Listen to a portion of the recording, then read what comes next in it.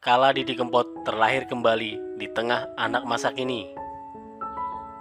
Dikutip dari cnnindonesia.com, nama Didi Kempot kian menggaung di kalangan anak muda selama setahun belakangan sebelum sang maestro campursari meninggal dunia pada hari Selasa, 5 Mei 2020. Pria kelahiran 31 Desember 1966 ini sejatinya sudah bermusik sejak 1984. Ia menjalani karir bermusik dari tahap nol, yakni menjadi pengamen.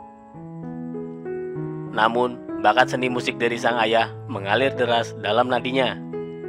Ia pun dapat menciptakan lirik yang mampu membuat pendengarnya tergugah. Kemampuan Didi mengantarnya ke ruangan rekaman setelah menjalani kehidupan yang penuh lara di jalanan ibu kota. Dia bahkan melesat hingga Belanda dan Suriname. Didi Kempot sudah menghasilkan puluhan album, setidaknya yang tercatat ada Stasiun Balapan, Modal Dengkul, Tanjung Mas Ninggal Janji, Seketan Ewu, Plong, Ketaman Asmoro, Pokoke Melu, Cucak Rowo, Jambu Alas bersama Nunung Alwi, dan Ono Opo. Sebelum menjadi fenomena baru di kalangan anak muda masa kini, Didi sebenarnya tidak pernah sepi dari tawaran manggung meski dari kampung ke kampung. Kondisi itu yang kemudian membuat Didi memiliki basis penggemar kuat di kalangan akar rumput. Ia bahkan memiliki fan fanatik yang menyebut dirinya sebagai Sad Boys atau Sad Girl dan Sobat Ambyar.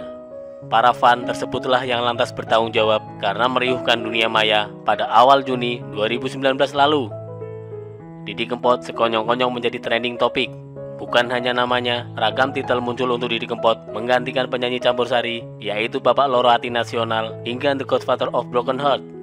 Popularitas Didi di tengah generasi milenial pun kian menanjak saat penyiar radio Gofar Hilman mewawancarainya untuk program yang ia inisiasi, Ngobam atau Ngobrol Bareng Musisi pada Juli 2019. Sejak itu, banyak orang yang mendeklarasikan diri menyukai Didi Kempot. Lagunya kembali didengar, bahkan tak sedikit yang mewek sesenggukan terbius daya magis Didi.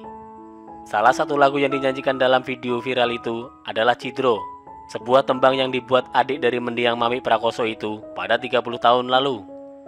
Lagu ini mengandung lirik lirih karena mengisahkan cinta tak terbalas. Saat dirilis, lagu itu tak meledak sama sekali. Lagu itu kalah dengan Kalau Bulan Bisa Ngomong milik Doel Sumbang. Namun, entah mengapa generasi milenial justru lebih bisa galau karena lagu itu dibandingkan anak muda 30 tahun lalu ketika Didi Kempot merilisnya pertama kali. Didi saat itu mengaku heran melihat kini dirinya bisa mendadak terkenal. Tawaran manggung datang bak air bah.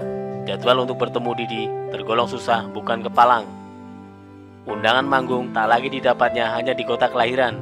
Dia diminta tampil sebagai pengisi festival musik indie yang hit di Jakarta dan menjadi pengisi acara festival jazz bertaraf internasional. Didi dengan langgam Jawa miliknya melintas genre dan generasi. Berbagai julukan harus terpaksa Didi terima. Contohnya Bapak Loro Hati Nasional atau Bapak Patah Hati Nasional, Godfather of Broken Heart atau Lord Didi Kempot. Semua julukan itu berasal dari para penggemarnya. Untuk pribadi, nama Didi Kempot seperti terlahir kembali. Kata Didi, teringat berbagai tingkah para penggemarnya yang katam dan otomatis bernyanyi saat ia tampil di atas panggung. Didi sendiri merasa wajar terlahir kembali karena keberadaan internet dan jejaring sosial. Dulu, ketika internet belum lahir, Didi berjuang manggung dari panggung hajatan ke panggung lainnya. Tidak ada kicauan viral yang mempromosikan Didi hanya dari mulut ke mulut para penggemarnya. Namun, keadaan berubah kala internet merajalela. Mereka memperkenalkan Didi Kempot ke dunia dengan media sosial itu. Saya terima kasih. Anak-anak muda itu saya anggap benteng budaya juga karena mereka masih mau menerima lagu-lagu semacam itu, kata Didi.